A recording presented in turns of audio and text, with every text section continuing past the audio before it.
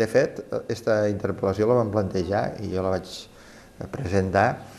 quan s'havia dit que no es publicarien les balances fiscals. Ara que s'ha rectificat encara crec que té més sentit. Aquí es va aprovar per un mandat parlamentari una metodologia àmpliament acceptada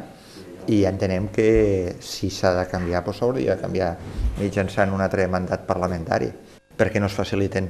les dades a les diferents comunitats autònomes per a que puguem fer els càlculs de les seves balances fiscals. Durant aquests dies també hem vist espectacles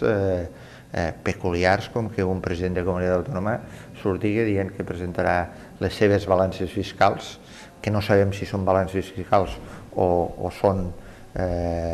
exercicis numèrics sense cap metodologia ni criteri, tres dies abans dels que